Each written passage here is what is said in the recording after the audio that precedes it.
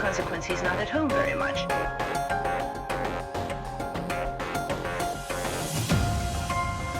In the school day, the police was there with social services. So it's never about the victim or the individual. It's never about them. It's all about yourself.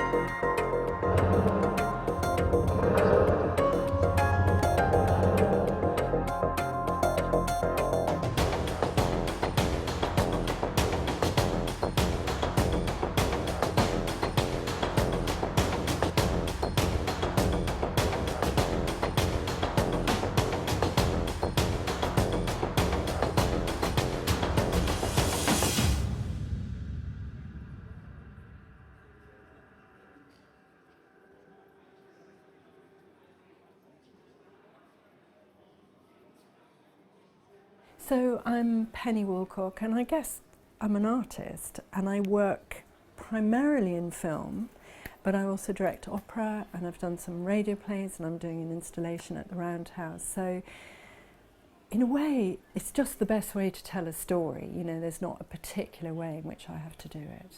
I'm really interested, I guess my most prevailing kind of passion is for what happens on the edges of society, on the margins.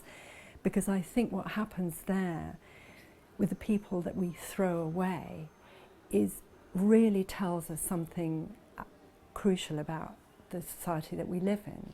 And I suppose also I feel really passionate that people shouldn't be thrown away and that their stories need to be heard and that they can tell them. So I'm always hoping that I can make a space in which people who other people talk about get to talk for themselves. So that's a big part of what interests me.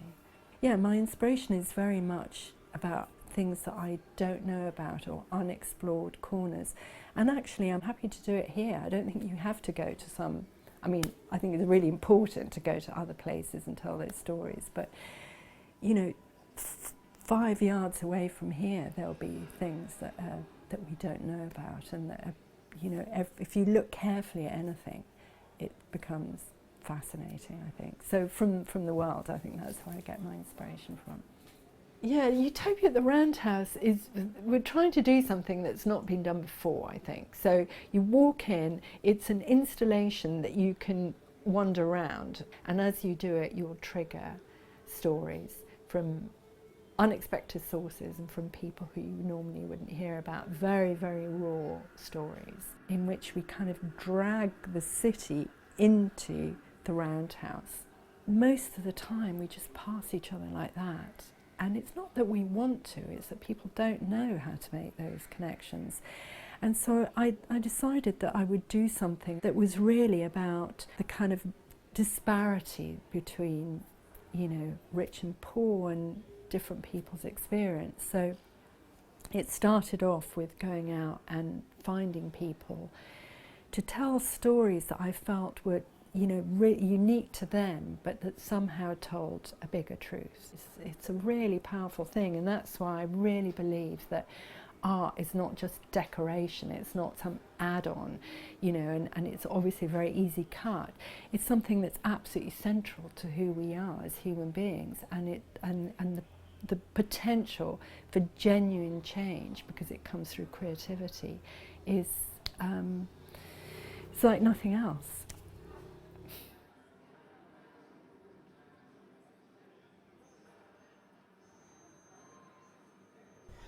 Do you want me to start from the beginning, or? If you don't mind. I don't see how you can ever get any real justice or prosperity so long as there's private property and everything's judged in terms of money. Unless you consider it just for the worst sort of people to have the best living conditions, or unless you're prepared to have a country prosperous, in which all of the wealth is owned by a tiny minority. My name is Awate, I'm a rapper and I grew up in Camden. Quite a lot of the people involved in the project are people who should get the call and get asked, hey, what do you think about the area? What do you think about art? What do you think about culture? What do you think about housing and poverty and how it all mixes and intersects? I am from Slovakia. I've been living in London for about 16 years now. So my name is Malik Sankara. I'm 26 years old. I'm a spoken word artist. an actor and a creative practitioner. I wanted to share my story because I think it's similar to a lot of young people living in London. Putting it out there, so again, people hearing stories that they can relate to, you know, and ultimately not feel they're alone in London. Well, my name is Eric Robinson, and I had a very wonderful early life making motion pictures. I suppose I'm a graduate, I guess. Well, actually, it's been a year and a half, so I don't know how long you can be a graduate for until it runs out. So I guess I'm just an unemployed person.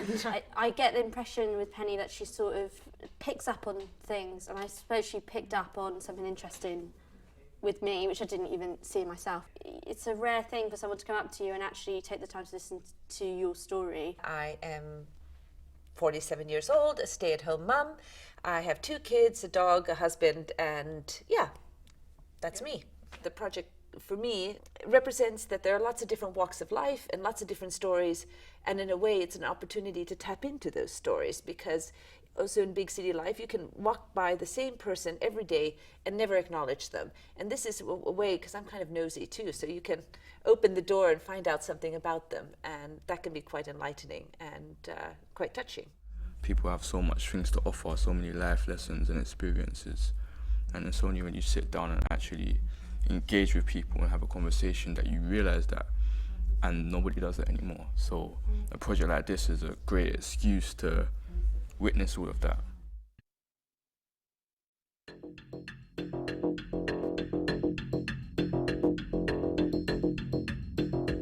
mean, it was absolutely amazing. I think she's a genius. I think the guys are geniuses for building it. I just thought it was absolutely amazing. The great thing about this show is it reveals the glories of the Roundhouse. Fantastic space, and it's unlike anything else.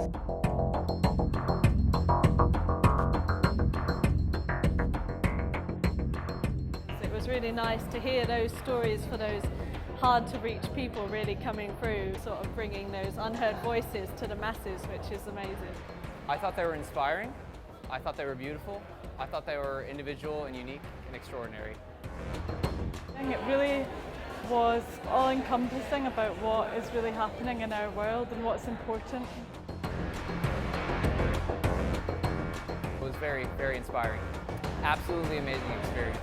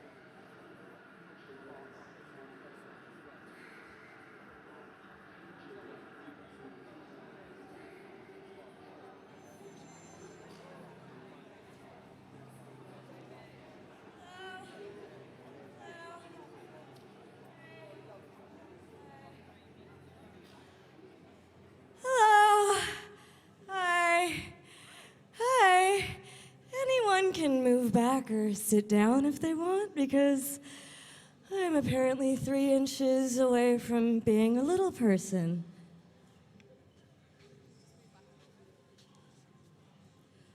Hi there. Hi. I been on a long trip in said suitcase. My name is Fancy Chance. I was born in South Korea and adopted into Seattle, North Korea, North America in the United States. And then I found myself completely and utterly obsessed with the gods who have run North Korea since the inception of time.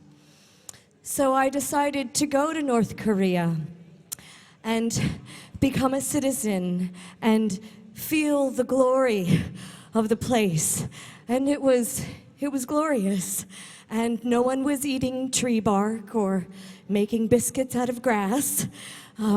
Everyone was happy and well-fed and not trying to go anywhere. So I decided to tell you about my experience and to share with you the wonders of North Korea.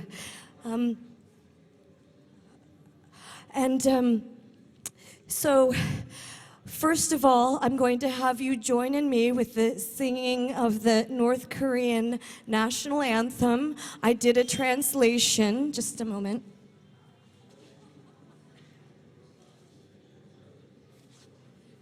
Just because I know that not everyone has the luxury of speaking Korean. So we're going to do that sing-along, and then after it, I'm going to do the North Korean presentation bid for the 2020 Olympics. Okay, so are we all ready to sing? Yes. I am ready to sing as well. Okay, play the music.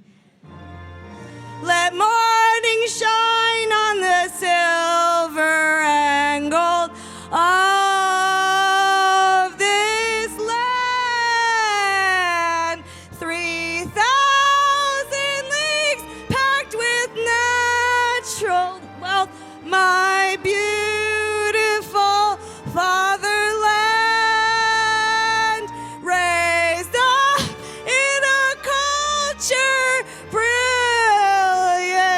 with a history 5 millennia long. Let us dedicate our bodies and our minds to supporting his Korea forever.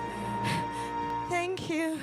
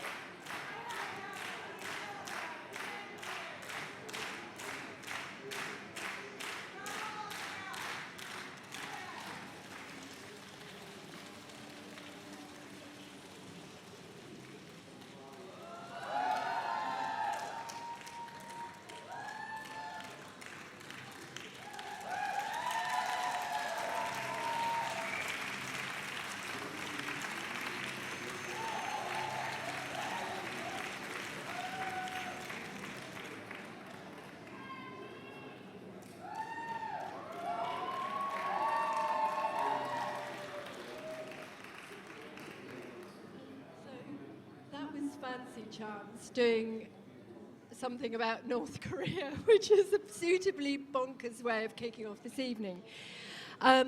And we kind of called this, for those of you who've been to some of the other installations, this was other live events. This was a night of art and revolution and crazy collaborations.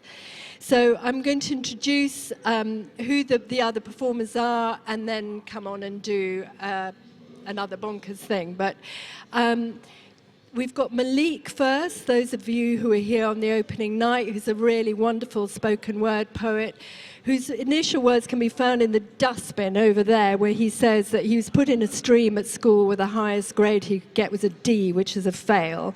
And I think when you hear him speak, you'll realize how absolutely insane the school system is.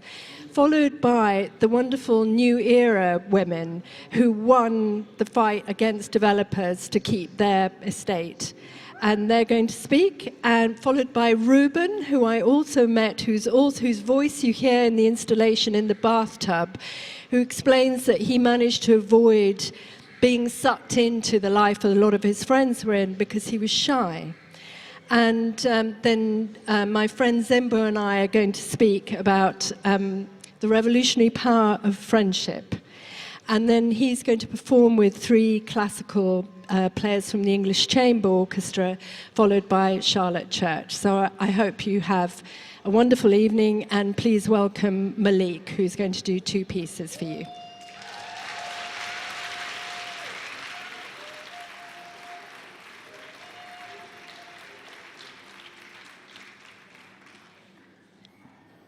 Everyone good? Can you hear me? Turn up the mic, turn up the mic. Can everyone hear me now? Yeah? All right, cool. More. I can project, you know. I can project. All right, cool. All right, the first piece I'm gonna do is called Do You See Me Now? I'm young Picasso painting pictures with words. Speak the language of the birds and heal the world with verbs. I'm young Picasso painting pictures with words. I speak the language of the birds and heal the world with verbs. I said, I'm young Picasso painting pictures with words. I got a question for you. Do you see me now? I exist between the cracks of this broken down society. I ask, do you see me now? I am the silent screams and the shattered dreams you pass every day. Again, I wonder, do you see me now? I am that fatherless son trying desperately to father his son, potential greater than the furthest son, but ironically trapped in the slums. That mother with no support network, looked down upon with rage, scorned because of age, not knowing at 14 she was raped. Do you see me now? I am that child that was given birth by society's contradictions. Yet you label insane and crazy or thug, even a nigga when I display these symptoms. Do you see me now? I hope you do, because that's where tomorrow is buried. You see, I'm the Picasso of this day and time, and the future is my canvas, which I paint upon and sign with a signature, society's child. No, wait. I sign your child. In fact, no, I got a better idea. I sign you, because I am you. Do you see me now? I'm young Picasso painting pictures with words. Speak the language of the birds and heal the world with verbs. I said, I'm young Picasso painting pictures with words. I speak the language of the birds and heal the world with verbs. Thank you.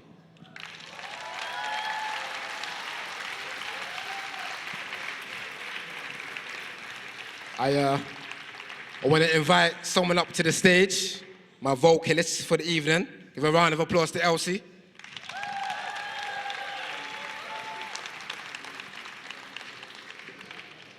And when you're ready.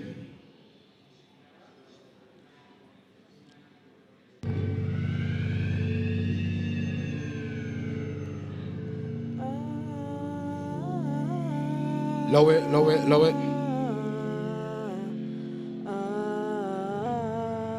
Can you hear me?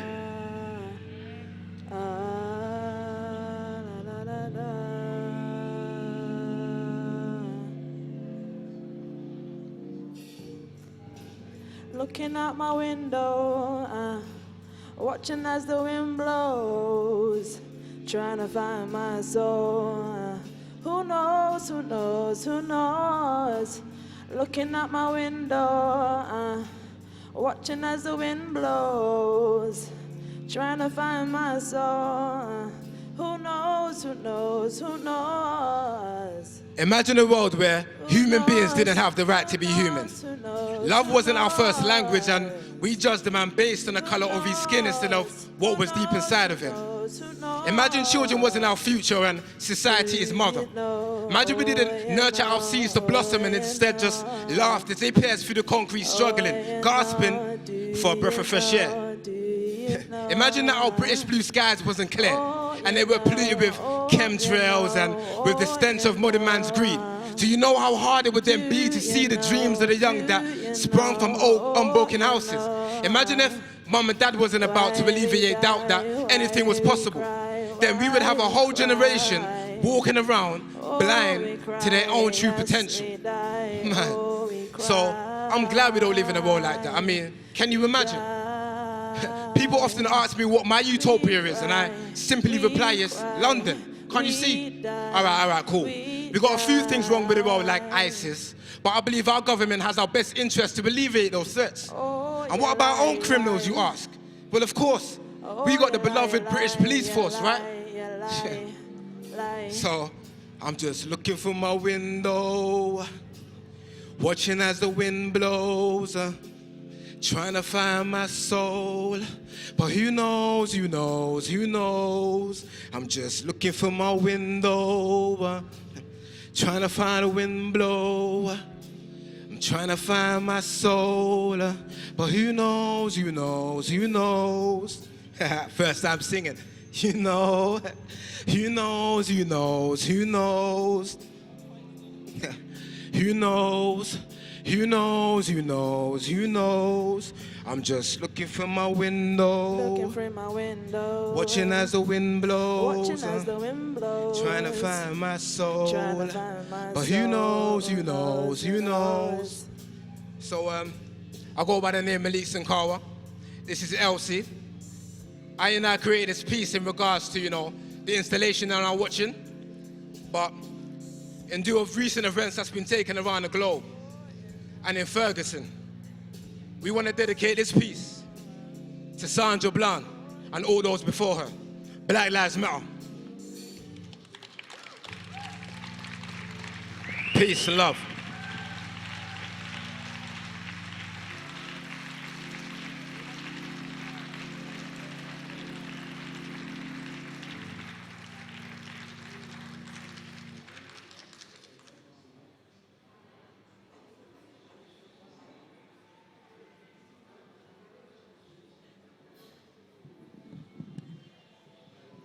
Hello.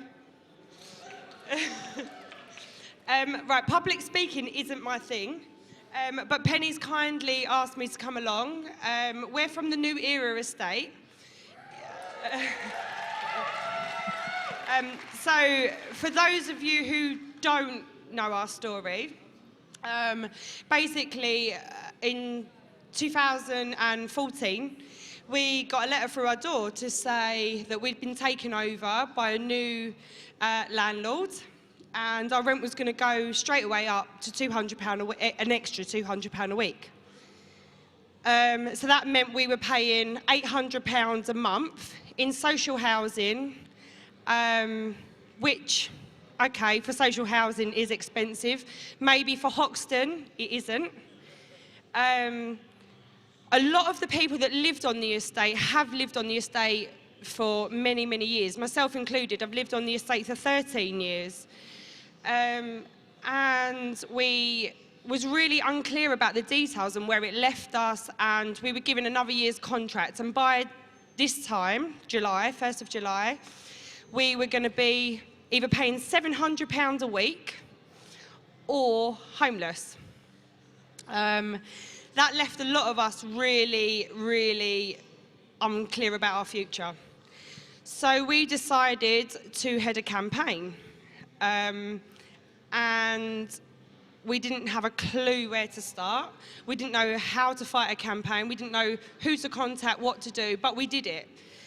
Every weekend, we was down our local market in Hoxton Street, and we was, you know, battling, dragging people in. If you've already signed our petition, please sign it again, because we need 100,000 signatures to get us to Downing Street before they could even mention it in Parliament. So we were there every week with our kids, running around, you know, driving people mental. They were bypassing us thinking, God, there's them women again. And one weekend we were going, oh, you know, we don't want to go, but we've got to do it, we've got to do it. We went down there and we saw Russell Brand. So we said to him, please just sign our petition, please tweet about us so we get this out in the public. And he did.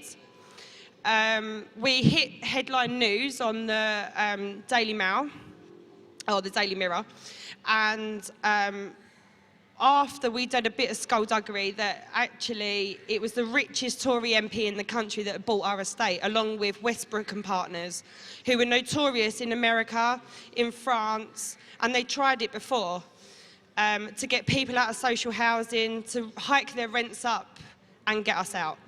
And we thought, no, we're not going to do that. You're not just going to pick on us. We've lived here all our life. This is our area, this is our community, and we're here to stay. Thank you. And so it began.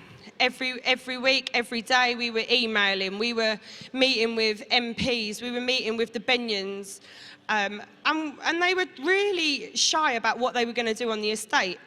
And basically what they wanted to do is to keep us shut. They didn't care where we were going to go, they didn't care where our kids were going to live, they didn't care where the pensioners were going to live, they couldn't care less. And we then met with Change.org, we set up a petition.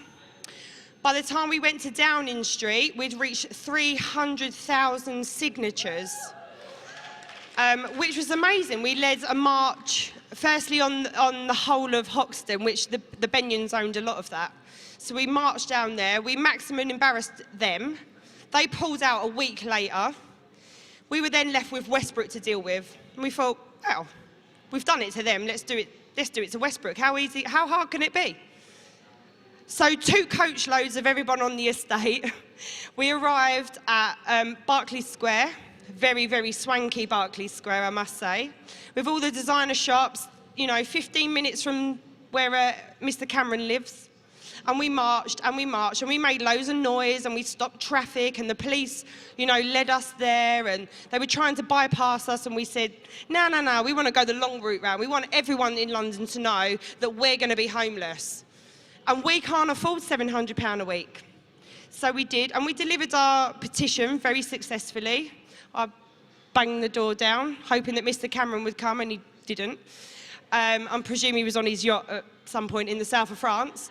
And we delivered it, and after that, I think it was 300,000, and after that, it just kept on growing. And it went to about 437,000. So it was amazing.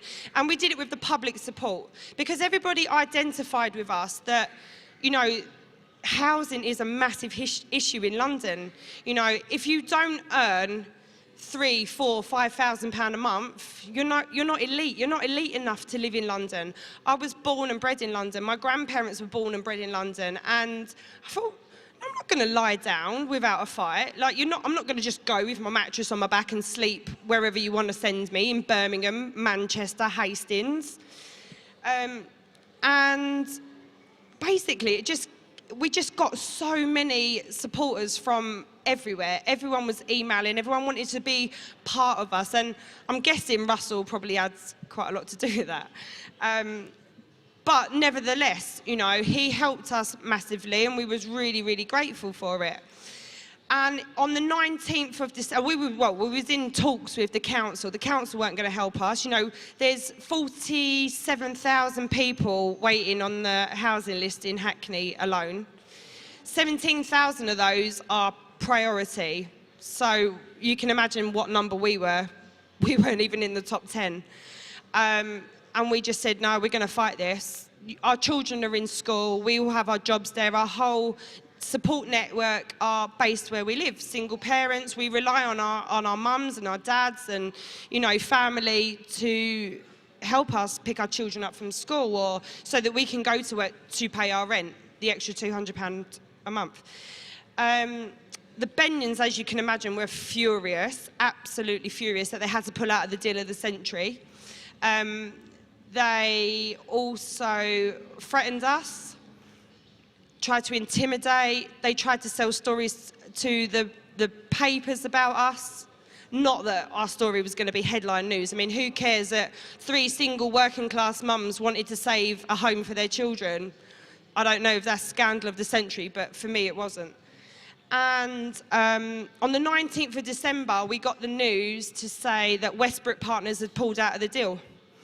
They were also really angry with us, but it just shows that actually 3 normal working class mums and a community of people who stuck together managed to break down 2 huge, very, very wealthy investors.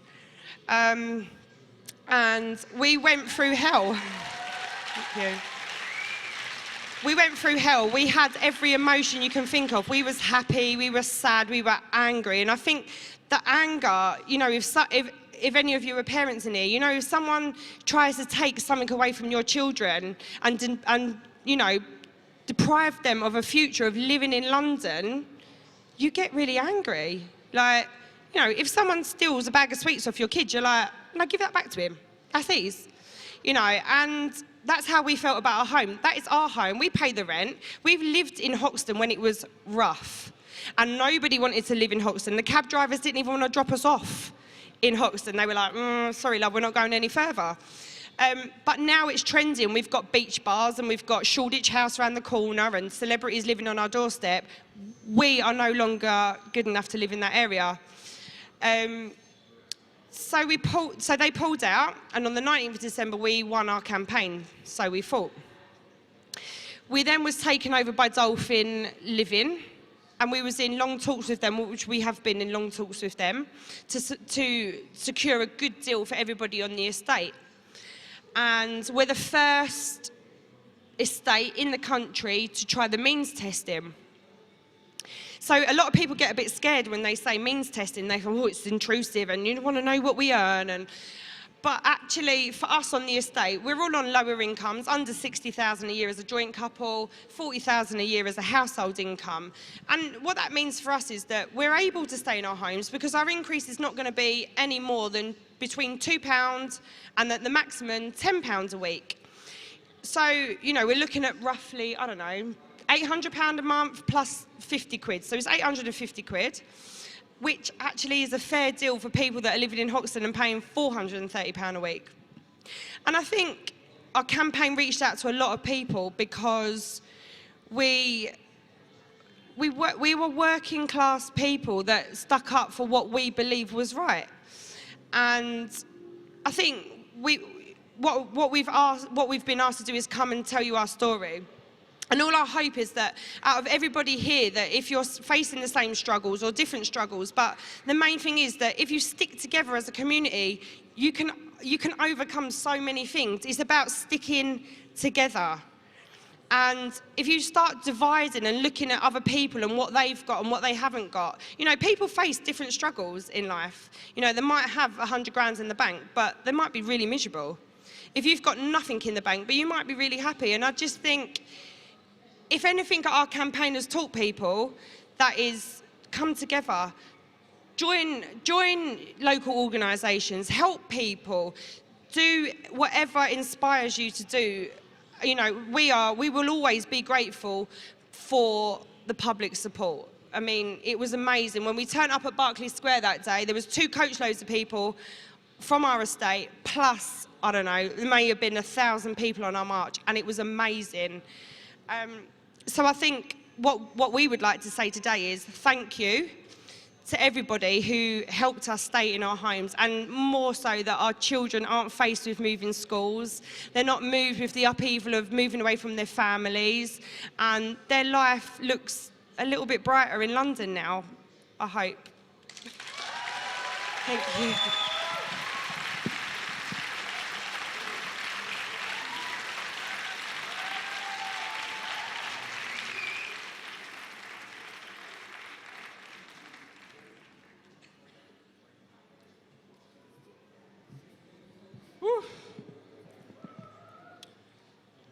I'm excited and nervous and excited and nervous, so go easy with me.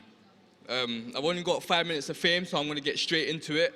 But I just want to say that I'm talking about my world and I'm passionate about my world. And so that might come through aggressively, but don't be alarmed.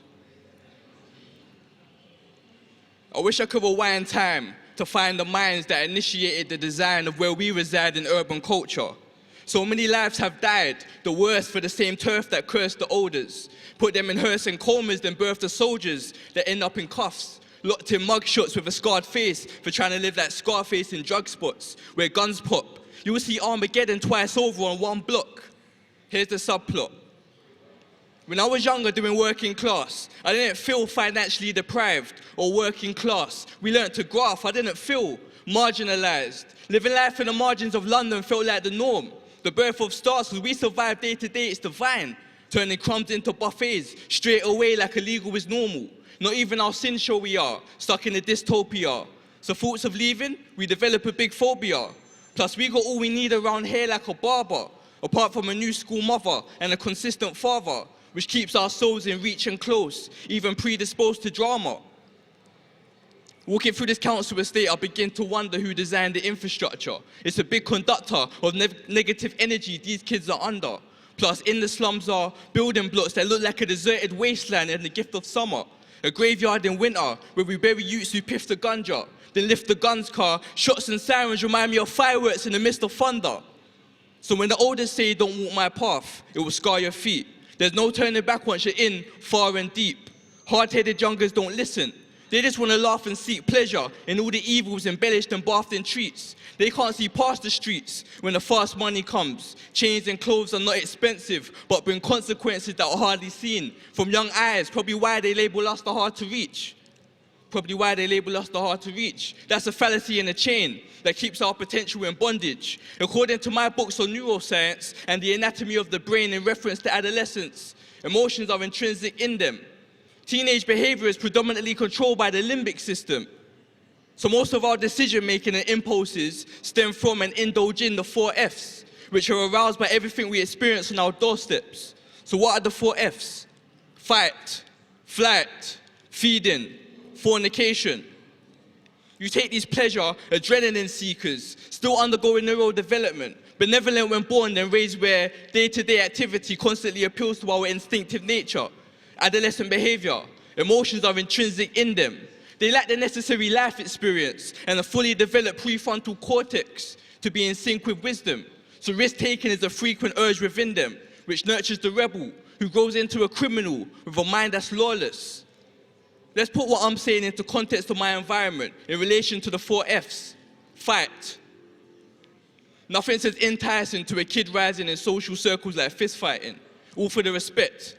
Getting beaten up by a guy from the other side will make everyone on this side reject him. No one wants to be friends with a victim. In the ends, there's a system. We don't know where these guns come from, but we can get them easy and retaliate with them and squeeze till it's empty. The details are messy. The guy's mom wasn't there, she couldn't see, so she felt it. She had to sit through the stress as he gripped the gun towards that guy, pulled that trigger, bullets ripped through his flesh, left him in 2. Chest, legs. Now he's full of norepinephrine, aka adrenaline telling him flight, as he runs breathless towards the tinted car. All we can hear is sirens, all we can see is blue lights. They look bright in the depth of the night, thinking how did they come so quick? Whenever police are needed, they're never in sight. He's already wanted for selling the white. He's lost in the omen, isn't stopping for no one, is pedal to the metal. If he gets away again, he's gonna be the talk of the town and revel in the ghetto, feeding his addiction with a saliva-filled Rizzler for the momentary deliverance from a life he loves to hate, hates to love, the rush and the thrill. Alcoholic stimulations turn the feelings of lust into something surreal. He portrays himself as Mr. Right in the wrong sort of place and oxytocin kicks in. And now Mrs. Right, her heart's in a fluxion. Plus she's master of the art of seduction the way she struts in them heels. I hope she's clutching a pill, because bareback is bare stress and forms the base for fornication, making more unwanted seeds to add to this poor estate. A young mind isn't necessarily searching for laws to break or trying to restore mistakes. He's on the hunt for instant gratification, whether that's in the form of a gang that's invading or a female that thinks the slang is amazing.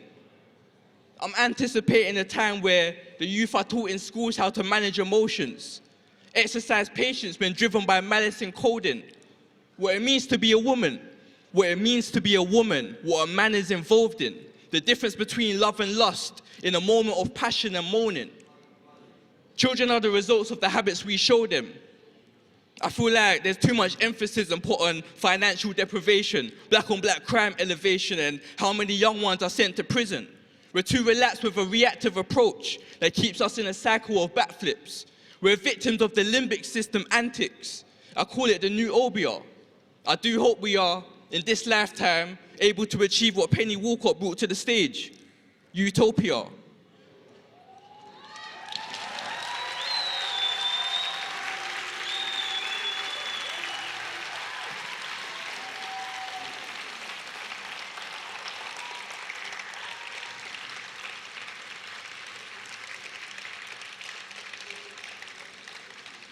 I enjoyed that a little bit, just a little bit.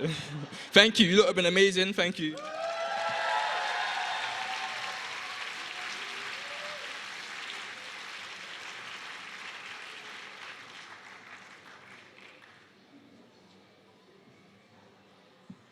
Ruben's a very hard act to follow.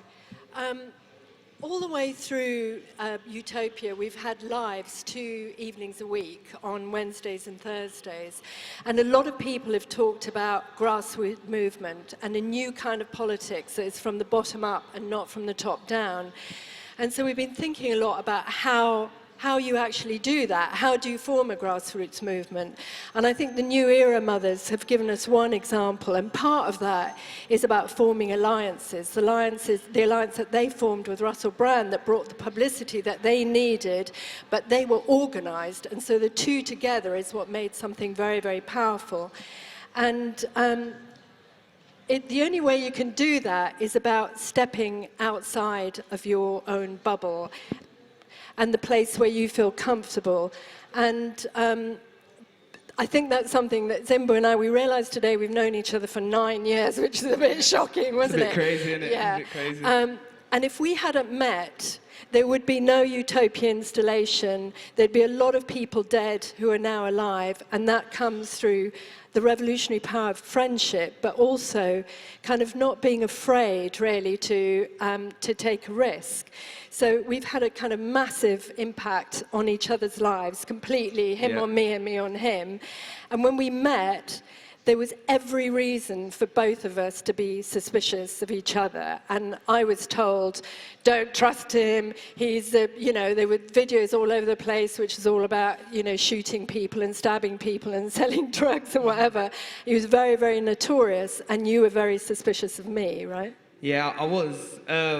But first, because you said that we had every reason, but now I would say that wasn't the case. But then, because of how my mind was set, we did have every reason. I mean, the first time I actually met Penny, I thought she was police, or she was part of the government trying to lock us up, shut us down, and whatever, but that's because of how closed my mind was to the outside world. A lot of us are living in our own bubbles, and because we don't step out of those bubbles, we have those perceptions of other people. So I'll tell you a little story. When I first met Penny, she was doing the one-day film, and she came to film with us. And I took her on I took her on a kind of G ride, so I took her around with me, showed her around the area, the different areas, and says, oh, this is where we grew up, this is where I used to live. And when I dropped her off, for the next 2 weeks, I was in fear because I thought my door was gonna get kicked off. I thought the police were coming for me, and that's just because how closed my mind was. And after building a relationship with Penny and started to work with Penny, it obviously opened up my mind to a new world, because I stepped out of my comfort zone and went into a world where there was professionals and people that are not from the same background as me. Whereas now, I kind of see that as my world, so it's totally changed how I think, it's totally changed how I live, it's totally changed what I do. Whereas before, I used to sell drugs and do the worstest kind of shit, I would say. And now, I support my community. I'm regularly asked by decision makers, I should say, or official people for support or for advice on how to deal with certain issues. So my life has basically totally changed because of that encounter. Yeah, but so has mine. So it's completely equal. It's not like I'm going in saying, oh, I know something and I'm coming to help you. Because, you know, I got the opportunity to do this fantastic installation because Marcus Davey had liked 1 Mile Away and One Day, which were the films that I made with Zimbo. And my mind has also been completely open to other people's reality, to the point where I've got what's called a hood pass, which means that I'm allowed to go into neighborhoods that normally a white middle-class person wouldn't be allowed to go in, and people will open up with their stories, which are the stories that you hear when you walk through the installation, with people very generously sharing what it's like to walk in their shoes. So it's been an absolutely mutual thing, and that's the only way it can work. But so it's not just about, oh, I'm going to stop and have a nice chat with this homeless person, although I hope that you do. It's about really having meaningful relationships with people in which you work and you produce work, and I think art is one of those. I think that's the most important part of it. It's working together to build and create positive change, and that's how it's done. Yeah. And not having stereotypes about each other, where you see somebody and think, oh, he's going to rob me, or you think, oh, she's coming to lock me up. So I would really urge everybody, if we're serious about forming these grassroots movements, that we actually do step out and we make things happen, and it's not just talk. And hopefully this is part of a contribution. And in my life, you know, I'm 65, and since the miners' strike, there's been a dead period where radical politics are really not discussed at all. And I think it's a very, very precious time in which this kind of discussion is happening everywhere, and I think we have to seize this opportunity. They're dark days, but they're also really wonderful days. And you're about to see another really wonderful and surprising collaboration of members of the English Chamber Orchestra who are about to perform with Zimbo. Thank you.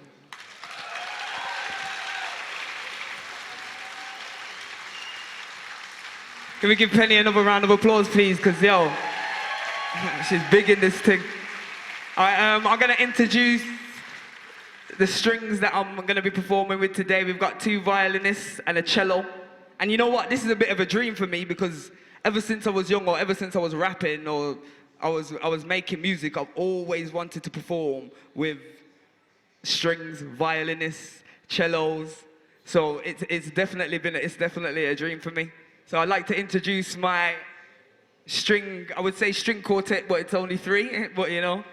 And we've got Phil and Colin, and Jenny. Come on.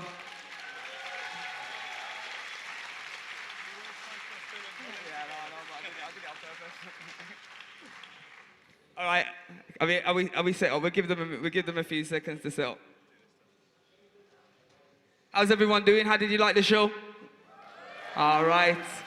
There's a lot of different stories out there, and this is what it's all about: mingling, mixing worlds, and creating a positive change. That's all I'm about, and that's what I live for now. Whereas before it was destruction, and now it's build, create, positivity, and production.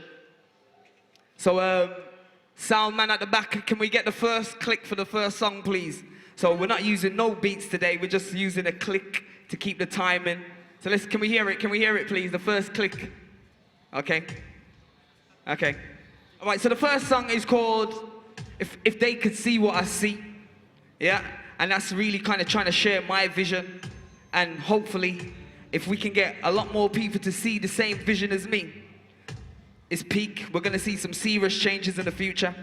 All right, let's go.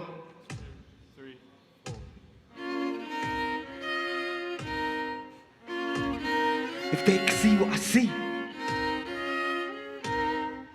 if only they could see what I see, yeah. If they could see what I see, okay.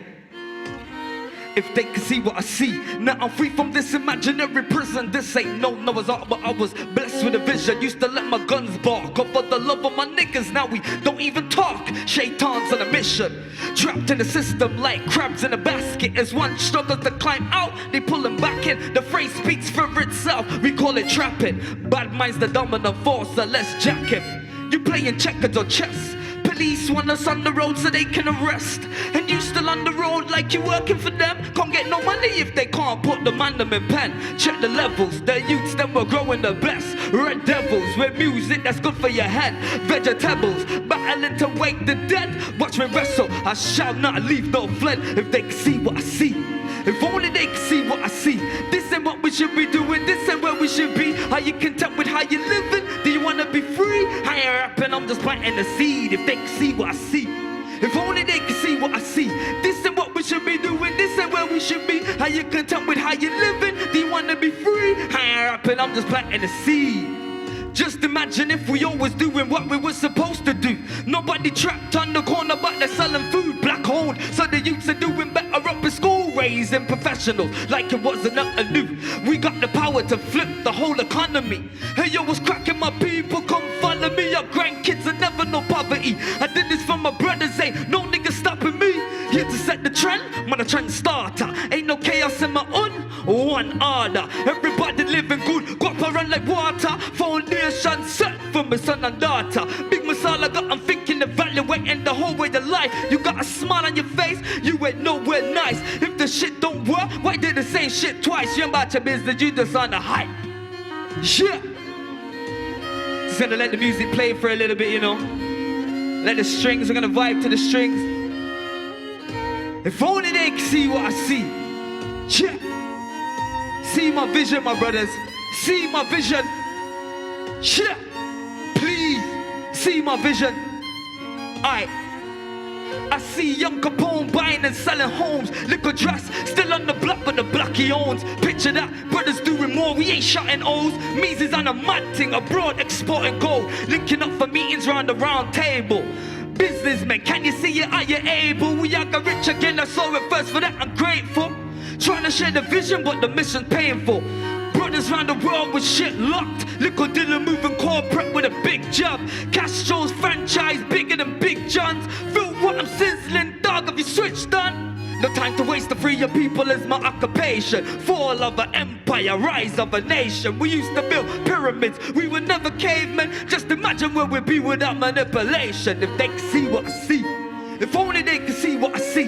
This ain't what we should be doing, this ain't where we should be. Are you content with how you living? Do you wanna be free? I ain't rapping, I'm just planting the seed. If they could see what I see, if only they could see what I see. This ain't what we should be doing, this ain't where we should be. Are you content with how you living? Do you wanna be free? I ain't rapping, I'm just planting the seed. Yeah. If only they could see what I see. Yeah. Share my vision, see my vision. You know what I'm trying to say? If only they could see what I see. If only they could see what I see. If only they could see what I see.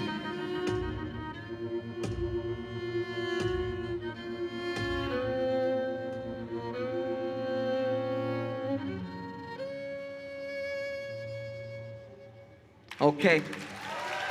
Thank you very much, thank you very much, thank you very much.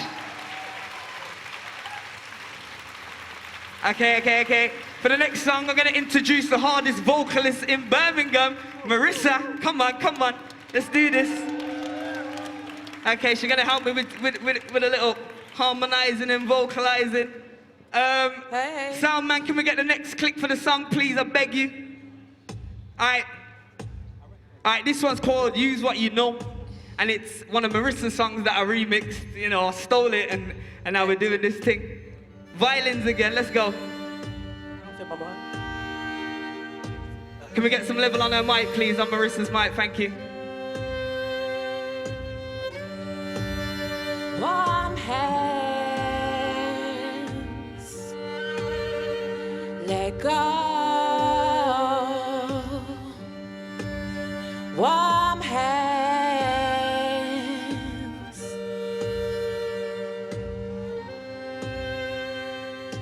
Use what you know, what you know. Your soul is cold, you can own. It's my heart. Time to let go, time to let go.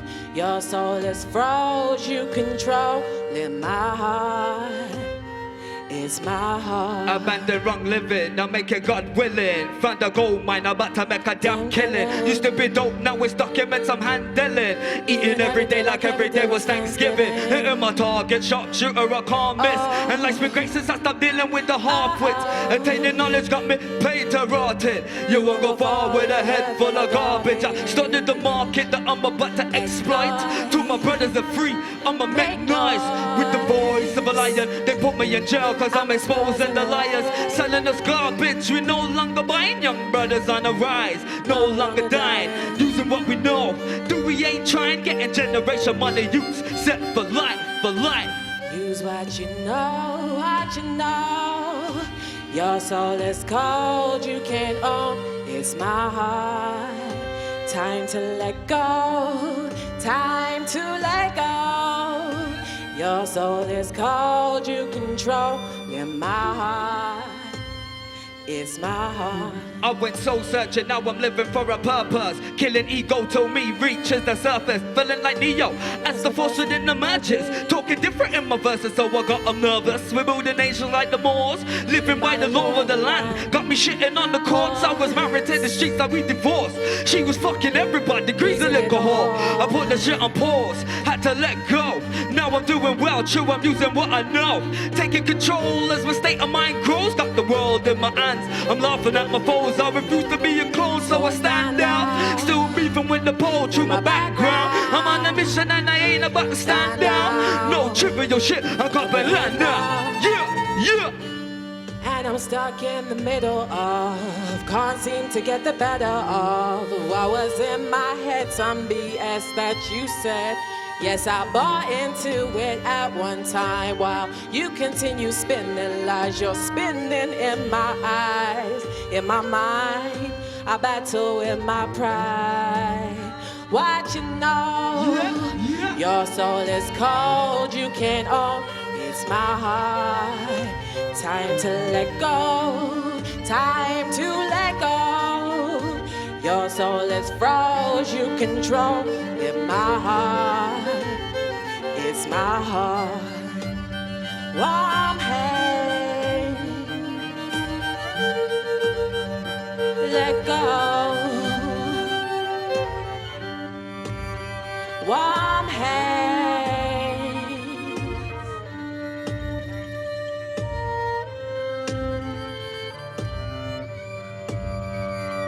Thank you. Thank you. Thanks.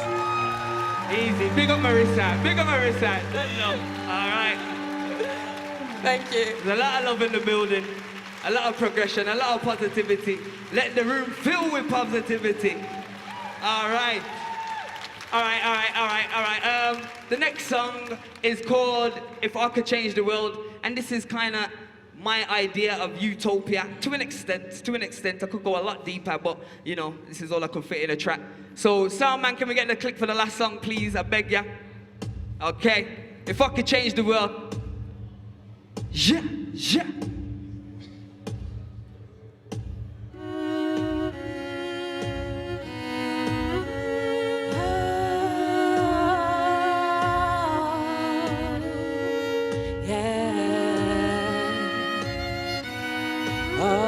If I could change the world, if I could change the world, if I could change the world, we wouldn't get harassed by cops. There would be no guns, no 9, no Glocks, no hidden agenda for the government officials. But I can't see that changing. Let me bring back the pistol. Wouldn't be a war between Muslim or Christian, just a thug religion.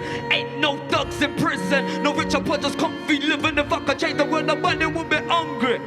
No more murder rate, drugs won't circulate.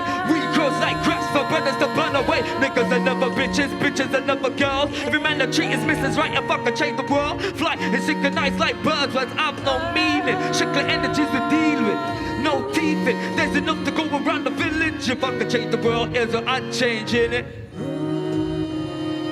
Yeah. If I could change the world, If you could change the world, what would you do? You know? And it ain't a dream.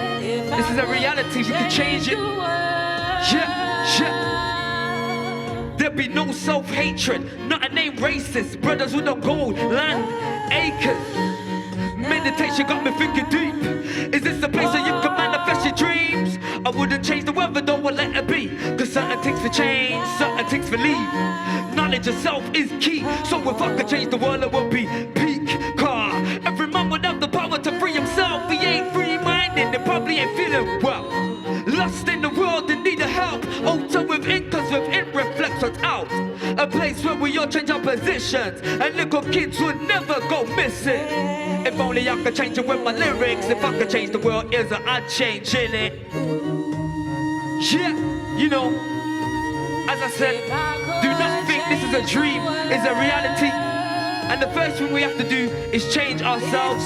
If we all change ourselves, everything will change. Flip side, reality. If I could change the world, if I could change the world,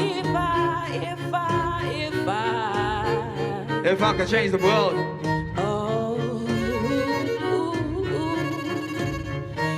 If I could change the world.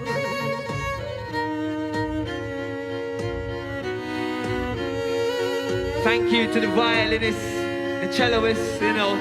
It's a lovely sound, we love this. Shit. If I could change the world. Thank you, hope you enjoyed it. Loads of love, loads of love. Thank you. Bye.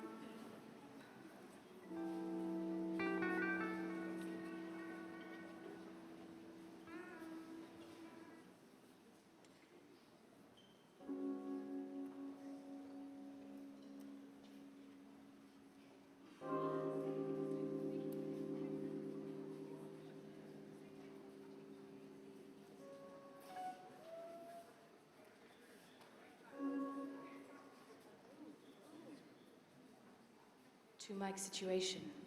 Hi. Should I be on this one?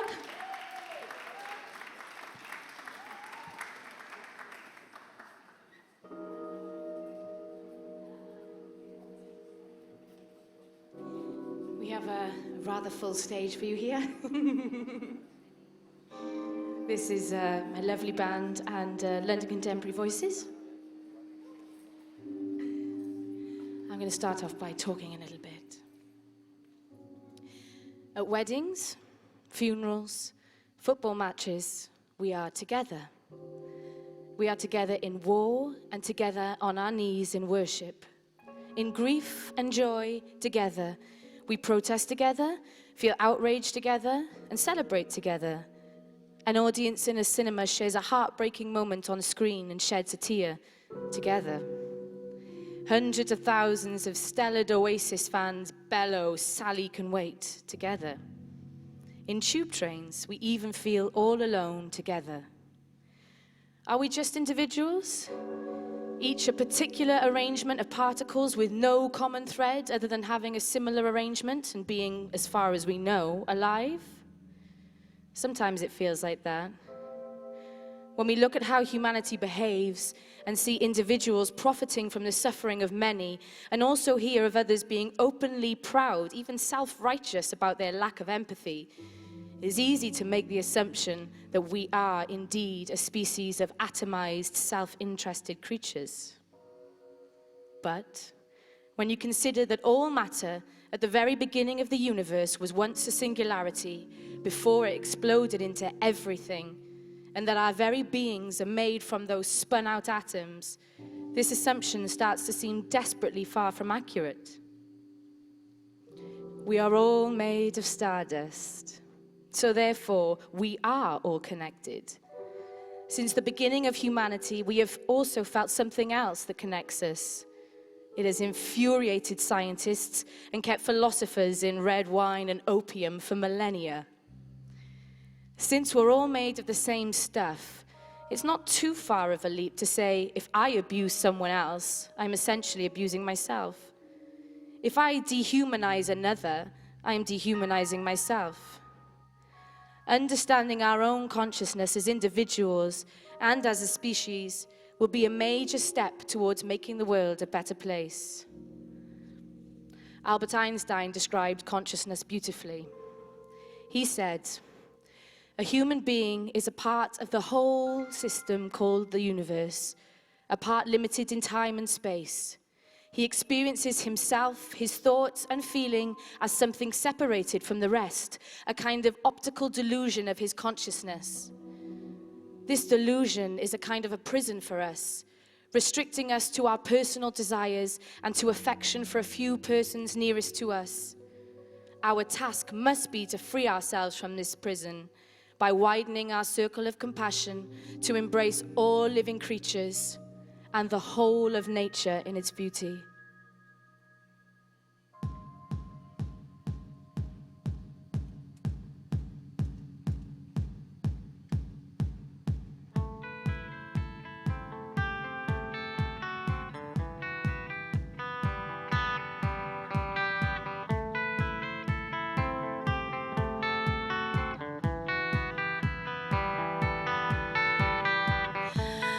Where did we go wrong? Where did we lose our faith? My brother is in need, but can he depend on me? Do you think if one of you tried, maybe you could find a better friend than any other? If you gave more than you took, life could be so good. Come on and try, now's the time, 'cause you're free to do what you want to do. You've got to live your life and do what you want to do.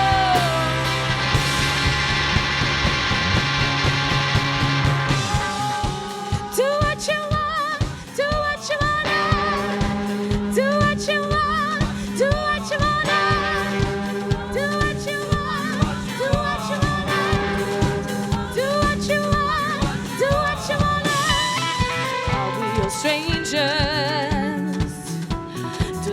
anyone really care? Deep down we're all the same, just trying to hide our pain. You think you can never trust another, 'cause they're all out to get you.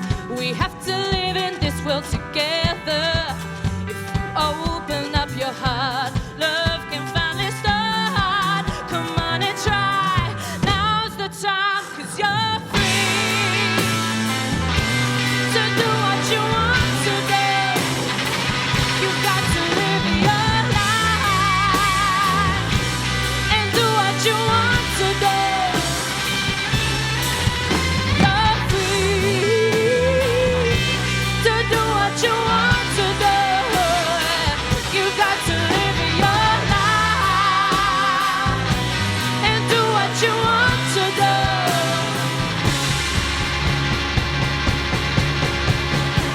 When you're down and you're feeling bad, everybody has left you sad. Feels like no one will pull you through. It's your life, what you gonna do? Make that change, let's start today. Get out of bed and on your way. Don't be scared, your dream's right there. You want it, reach for it.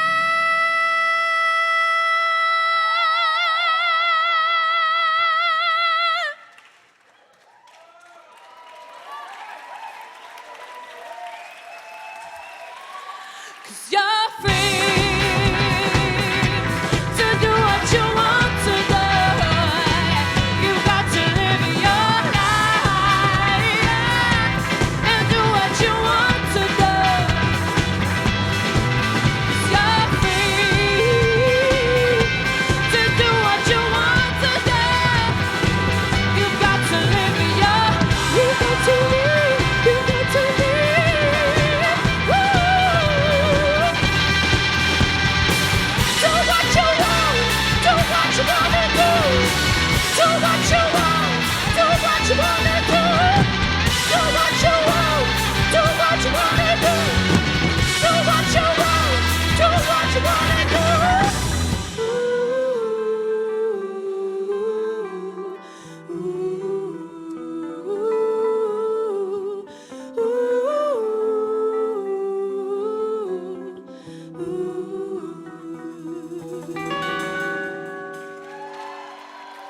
Thank you.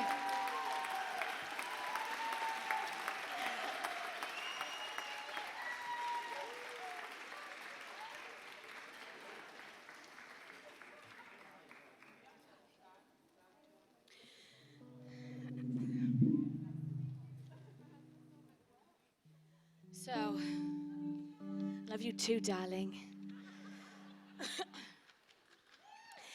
As it happens, I've picked a burger of a topic to talk about here. Trying to get to grips with what consciousness is like catching clouds. Even though neuroscience is one of the most interesting and progressive branches of science at the moment, it's still very difficult to find any consensus of thought in over 20,000 papers written on the subject, all of which I have, of course, read thoroughly. Partly, this is to do with the inevitable ethical complications of studying the living brain. But also, it's because it's very difficult to find any physical proof for the existence of a soul.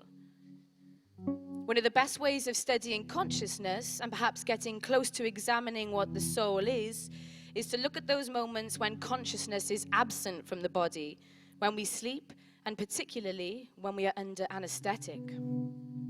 Nobody knows where we go when we are put under general anesthetic.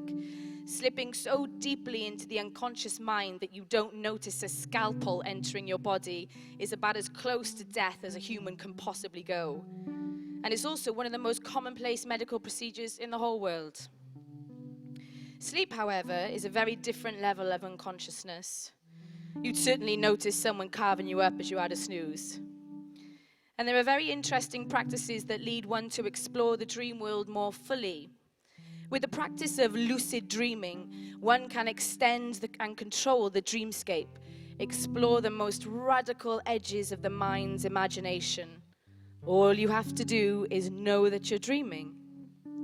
Many who get to be very skilled at this exercise can perceive of personal utopias, moulding their own paradises to their liking, extending their conscious lives into the dreaming and realizing an existence that many would argue is as real and valid as waking life.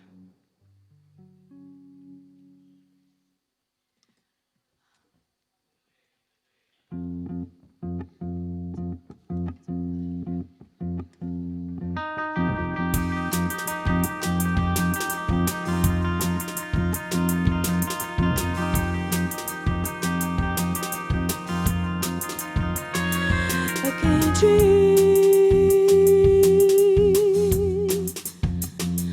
I can't dream.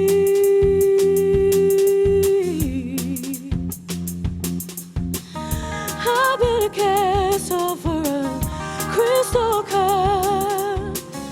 I float the ravine just to raise you up.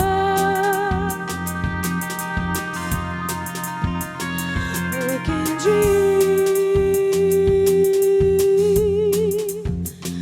Oh, I can't dream.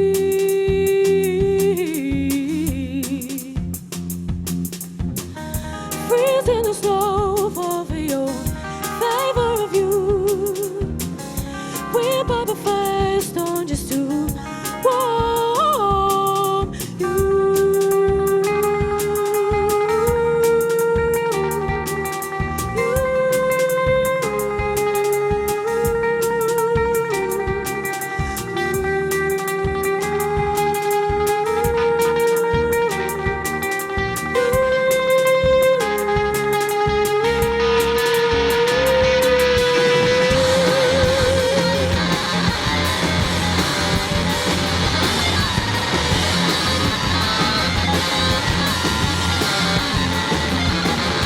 Oh, I will deliver when I sleep, I deliver you when I wake. Oh, with a shiver when I sleep, I will shake myself to face the day. Oh, I will deliver when I sleep, I make promises.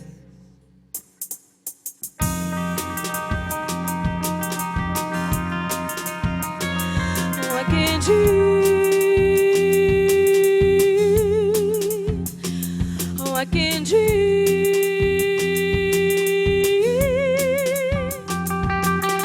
Fill up the glasses, a toast on a six-string, the best and the better, the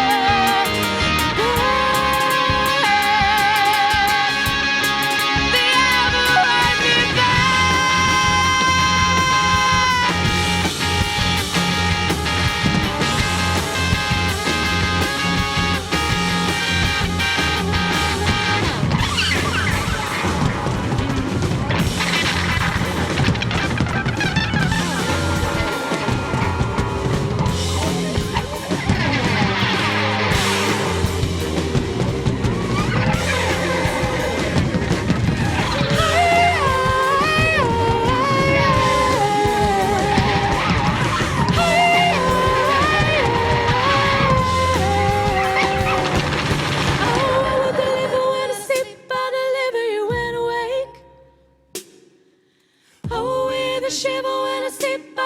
myself to face the day.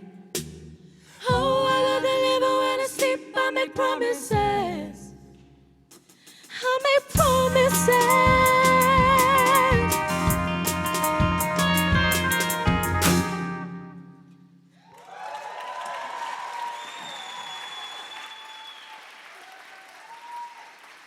Hiyo.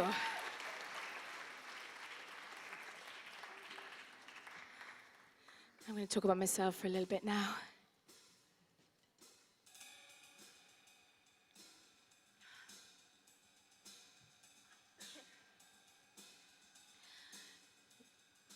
I feel that for a long period of my adult life, from about 16 to 25, I was in a bubble of ignorance, concentrated on myself and my immediate family, inward looking. I often failed to find it in myself to empathize with groups or individuals who did not relate to this microcosm of society. That's not to say that I was bigoted or critical of things I didn't understand. They just didn't register as important to my life and therefore merited little consideration. I believe that this frame of mind is profoundly commonplace amongst young people and often deepens as they get older. Sometimes the limited outlook of the young can become the prejudiced outlook of the middle-aged. There are two ways to go: more accepting with greater understanding, or more closed to new ideas and increasingly wary of things you don't understand. As communities change and become more diverse, all the greater is the potential for some people to feel isolated in both urban and rural surroundings. Intolerances become fixed, and small-minded ideas become a consensus. This is something that has to change if our society is to survive. It was at about the time when I had to start thinking about my children's education that I truly embraced looking outwards. All of a sudden, what affected my bubble related to the rest of society. My children were going to be members of society, therefore I needed to have a stake in it. Since then, I've tried to broaden my consciousness and continue to allow it to grow. Whilst this was informed by a fair few existential crises along the way, it is primarily to do with my connection to my children and the kind of people I would encourage them to be that has mainly brought this about. And I wrote a song about it, and this is called Love.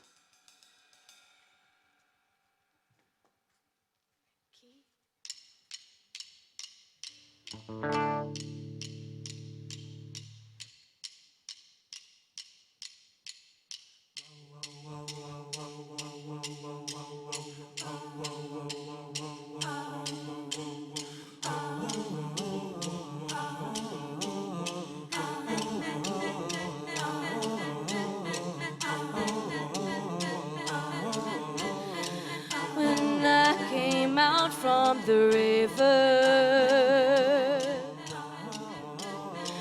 when I came out from the river, when I was still small, when I was still safe, and I didn't have to complicate.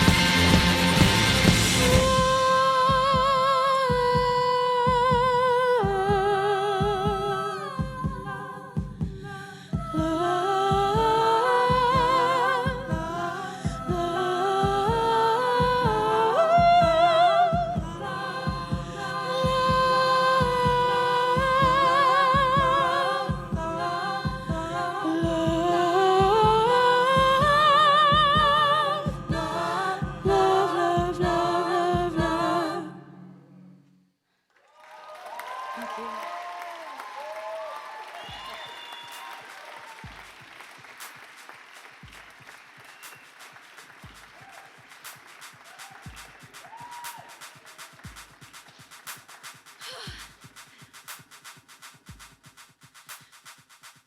The Indian yogi, Sadhguru, talks about how a mass awakening of consciousness has never been more vital in human history. Because never in human history has the individual held so much power. What took 100 people a month to do a millennium ago can now be done by one person in an afternoon.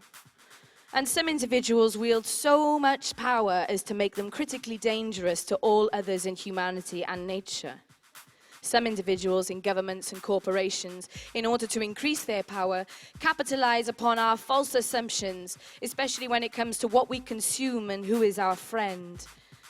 It is in their personal interest to reassure us of these assumptions, to further drive the economics of idiocy.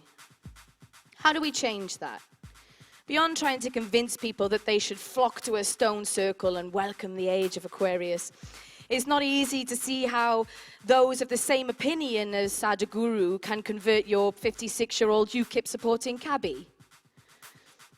One age-old and arguably hedonistic approach to mind expansion is the ingesting of psychotropic substances, to the point that you are, as one philosopher said, tripping balls.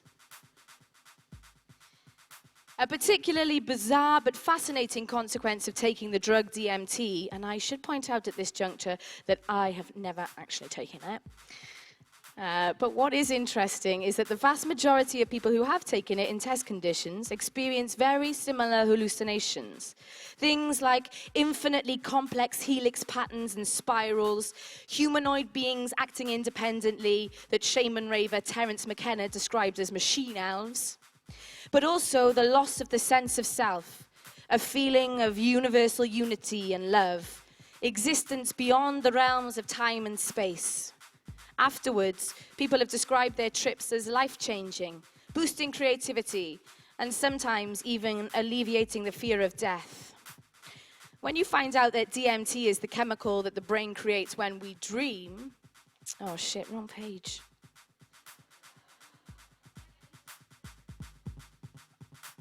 I'll start that sentence again.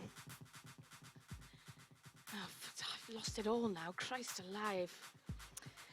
When you find out that DMT, as you just have, that DMT is the chemical that the brain creates when we dream, that it is also found naturally in many plants, all mammals, and most other living things, and also that a huge quantity of it is released in the human brain at the moment of birth and at the moment of death, you start to wonder whether responsible psychotropic exploration is really that bad for you.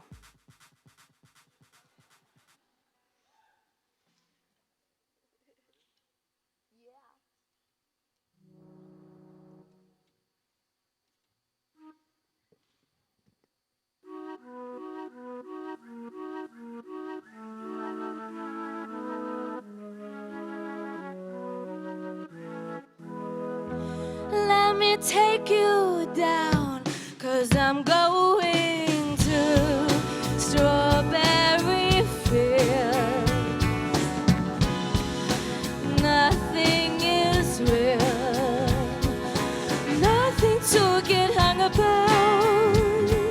Strawberry Fields forever. Living is easy with eyes closed. Misunderstanding all you see. It's getting hard to be someone, but it all works out. It doesn't matter much to me. Let me take you down, 'cause I'm going to Strawberry Fields. Nothing is real, nothing to get hung about. Strawberry Fields forever. No one I think is in my tree. I mean, it must be high or low. That is, you can't, you know, tune in, but it's alright. At least I think it's not too bad. Let me take you down, 'cause I'm going to Strawberry Fields. Nothing is real, nothing to get hung about. Strawberry Fields forever.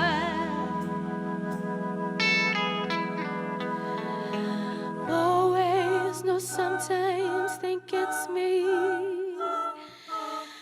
but you know I know when it's a dream. I think I know, I mean, yes, but it's all wrong. That is, I think I disagree. Let me take you down, 'cause I'm going to Strawberry Fields. Nothing is real, nothing to get hung about. Strawberry Fields forever. Strawberry Fields forever. Strawberry Fields forever.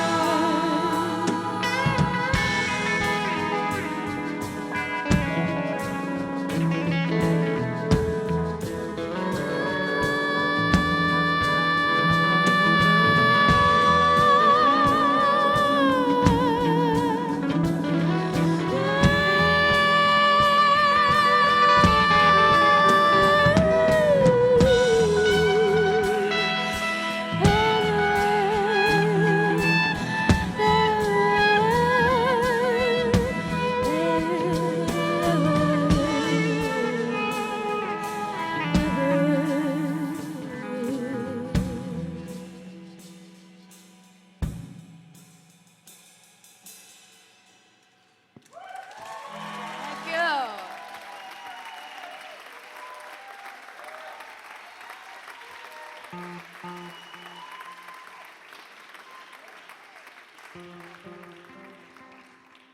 Ta.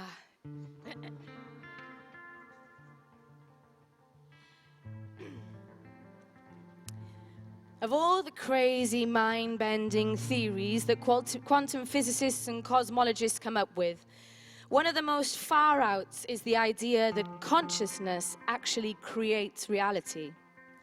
Now, this sounds like the sort of thing that some long-in-the-tooth hippie might come out with on a Sunday morning at Glastonbury, but it's got enough serious scientific support to warrant discussion. The first major proponent of what is called the anthropic principle was Manhattan Project scientist John Archibald Wheeler. He said, "We are participators in bringing into being not only the near and here, but the far away and long ago. We are, in this sense, participators in bringing about something of the universe in the distant past. And if we have one explanation for what's happening in the distant past, why should we need more?" If he's right, then the past can shift beneath us. Nothing is set in the whole of time and space, and every particle, every field of force, even the space-time continuum itself, only exists when it's consciously perceived. Just to dive right down the rabbit hole, we could involve the concept of animism, the belief that animals and plants and even rocks and rivers, stars and moons possess a soul and therefore feasibly could be conscious too. Theoretical physicist Michio Kaku talks about units of consciousness, saying that even a thermostat possesses a single unit. It senses the temperature around it. With theories like these, questions about the finality of death are raised. Whether a greater force of consciousness drives us through life before returning to some... I don't know. No idea. Now we're going to listen to a little audio clip of an amazing physicist called Richard Feynman. And after that, we're going to do a song about what might happen to you when you die. I can live with doubt and uncertainty and not knowing. I think it's much more interesting to live not knowing than to have answers which might be wrong. I have approximate answers and possible beliefs and different degrees of certainty about different things, but I'm not absolutely sure of anything. And then many things I don't know anything about, such as whether it means anything to ask why we're here and what the question might mean. I might think about it a little bit. If I can't figure it out, then I go to something else. But I don't have to know an answer. I don't feel frightened by not knowing things, by being lost in the mysterious universe without having any purpose, which is the way it really is, as far as I can tell, possibly. It doesn't frighten me.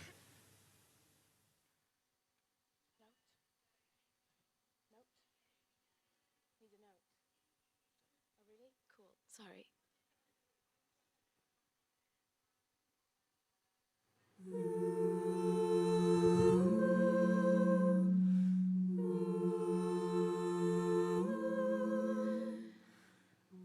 Nothing will be as it seems.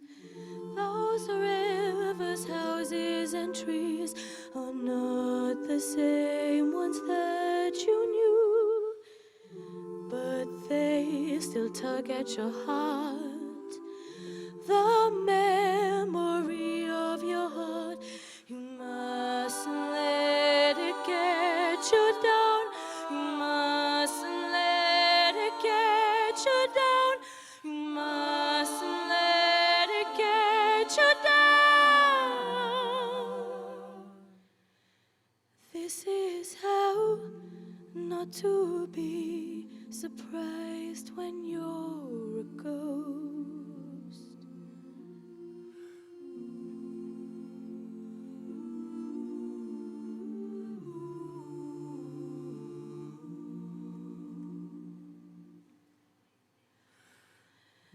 Your love from years before, who got here before you, will love you like she did back then. Your love who knelt by your side will soon be here with you. It's up to you to sort it out. We hope that you can sort it out. You mustn't let it get you down. This is how not to be surprised when you're a ghost. This is how not to be surprised when you're a ghost. This is how not to be surprised when you're a ghost. This is how not to be surprised when you're a ghost.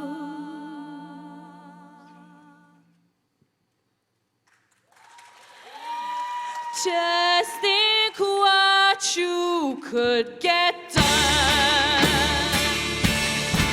There's no time here, you can put your blame everywhere. Each thing that you left undone. If you're of a mind to do it, if you're of a mind to do it right, if you love me, you should do it. If you love me, you should do it right. See the way she hides behind her head. If you love me, you should set it right. And if you ever said life is unfair, this could be a chance to get it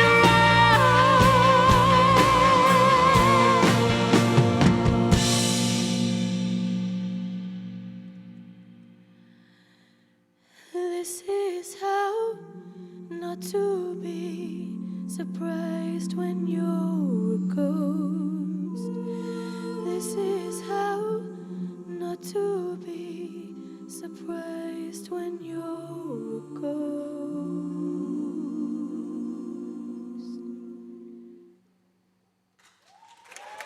Thank you.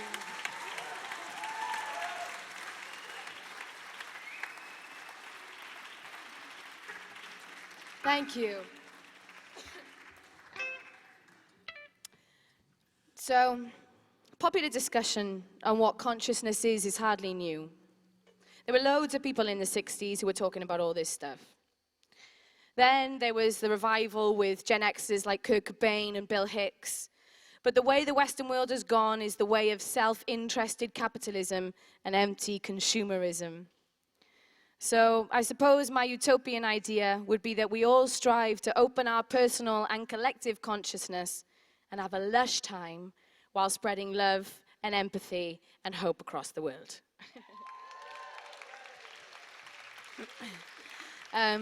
I also just want to say thank you so much to the Roundhouse and to Penny and to everybody who's put this on. This has been an amazing thing to be a part of.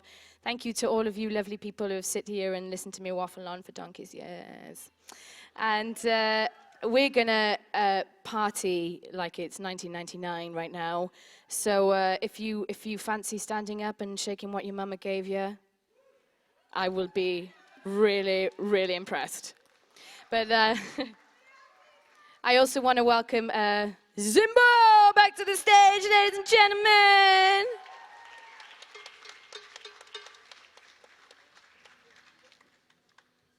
Hi, darling.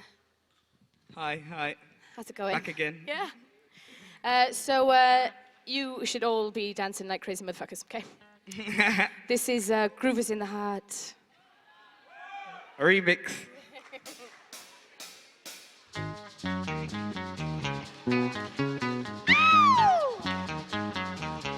Well, all right.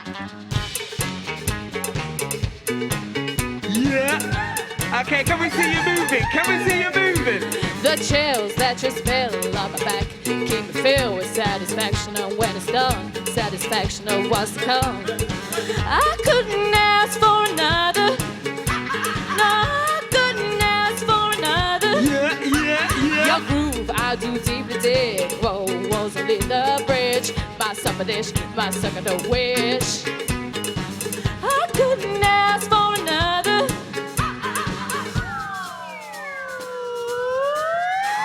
Groove in the heart.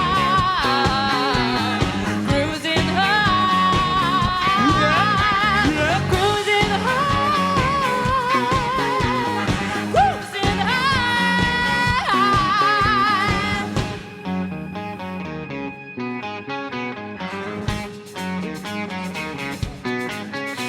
The dance, I pull a groove, move us to the dance groove. We're going through to on his who.